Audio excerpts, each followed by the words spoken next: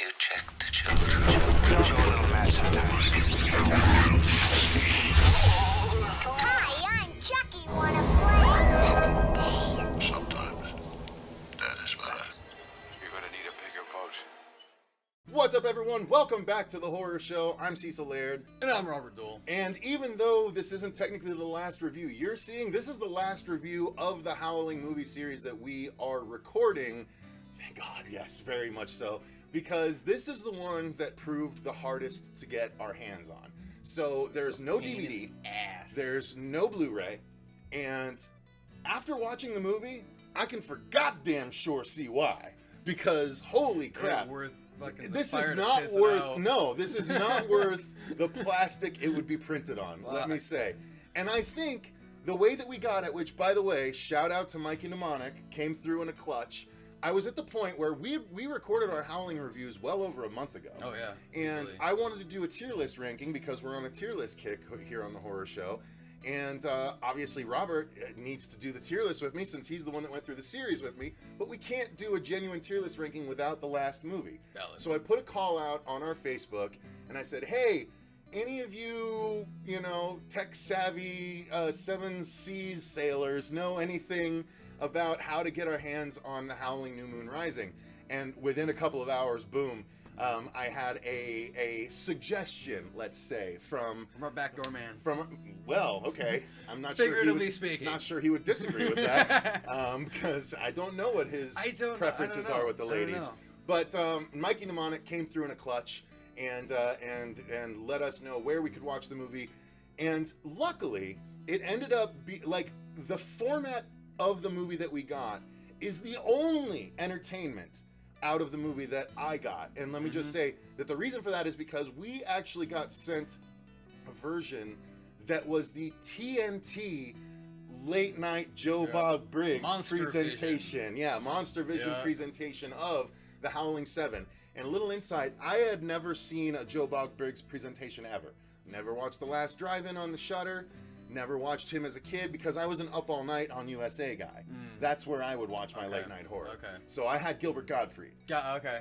I didn't have Joe Bob. I had Gottfried. Okay. So because I think Joe Bob was a little bit east of I've been in Arizona my whole life. Oh, more the East Coast. I think it's more of an east side of the country kind of thing.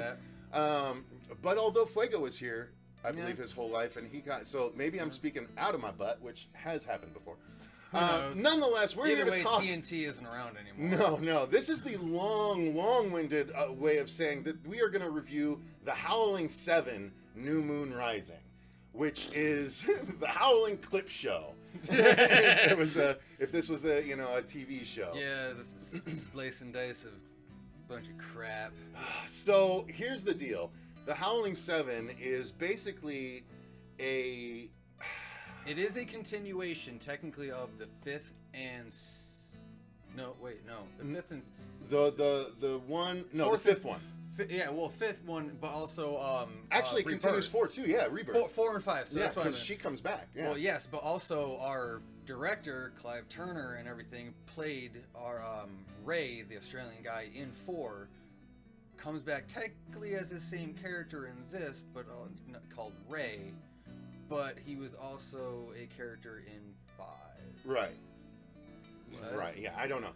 I Nonetheless, it's a confusing mess. And basically, this movie, what I learned through Joe Bob Briggs is that this movie had such a little budget that they actually just hired real people in a little town to be the actors. There's one actor in this movie, and I say actor with a grain of salt because Joe Bob even points out that his one credit was a movie from the 1920s or something like that. Okay. He was a silent film actor as a kid. We did have an actual actor reprise and everything Correct. previous. So, I'll give you... Outside of that is what he was saying. Okay. So everyone else besides one guy was in that town, a real person. And that includes Pappy and his wife who run a bar, and that's where we spend most of this goddamn movie, let me tell you. You can't fucking write shit like this. These are real people. It's just like Tiger King. Literally, well, no, they You wrote can't- this, I understand, but it's acted by real people. but the characters that they're written are portrayed on how they actually are. it's just brutal. Holy shit. It's basically just a podunk town full of people that, like, there's secrets amongst the trailer park kind of situation. And we learn through this inspector guy that is trying to figure out what's going on, and he's basically getting the stories of the Howling 4, the Howling 5, and the Howling 6 throughout the movie. And so that's the footage that we see. Any werewolf footage is footage from past movies. And we don't even... Until the end, I don't even know that the tiny bit of werewolf footage at the end is from this, or if it's from a whole nother movie No, entirely. it is from this. They did make that. Because Okay. other than that, we just got... It was just a repurposing of a wolf from a past movie, though. It had to have been. It's highly plausible. They couldn't have. It's highly They couldn't plausible. have made this thing. It's like some marsupial bullshit. This movie, guys. We're doing this review all over the place because this movie is all over the place. But if we're gonna go to our overall thoughts, this movie is, in my estimation, as of now, as of all of the horror movie series that I've watched, all of the horror movie series that I've watched, this might very well be the absolute worst sequel in horror movie history. I would actually watch Highlander 3 over this. 110%. And I fucking hate Highlander 3, but I love Highlander. 110%. Even Highlander 2 is actually pretty decent. Dude, there But are some bad holy entries crap. to some series that we love. Yeah. There's some. Freddy's Dead. I would watch Freddy's Dead 40 times before I would ever watch this again. This movie is not only the worst Howling movie, it is the worst horror sequel of all time. That's my overall thoughts, Robert. Every aspect of this movie is a shit show, to say it the simplest. From acting to the camera work. Acting. Heavy quotations on the acting. Mind you, there's real people in the town. They don't know. They're not actors, but Oh my god, it shows. the line delivery. It shows. Disgusting. Do you know what Roy is up to? Well, I don't know. You better go check on him. I'm gonna go check on him. What are we doing? I can't believe What are you we even doing? remembered a fucking line from this movie. No, that's paraphrasing, but it's okay. probably exact dialogue It at the is same possible. time. It is possible. But no, It's that bad, is my my point. overall thought, yes, this movie is a fucking shit show. Do not watch this movie. But if you are a completionist, I guess you're gonna have to watch it. You have to. You have have no to. choice. Like- Literally, the best option for you is to have a big bottle of your favorite booze next to That you was at the not ready. sober during And that. here's the other big thing about this. Let's jump to music. Can we jump to music? Usually music's one of the last things we talk about, but music is the goddamn forefront of this one. So I'm going to say that, yeah, if you like country western podunk family Pappy singing his bullshit solo song, you're going to want to see this movie. Don't forget about this, folks. Now, This movie is line dancing in a dark room with no fucking band going. this movie is a Jeff Foxworthy redneck joke extended to 85 minutes. Foxworthy's funnier than this shit. I 100% agree, but this is the people that he's talking about in his jokes, is what I'm saying. Yeah. Like, this movie is so bad. It's a country western.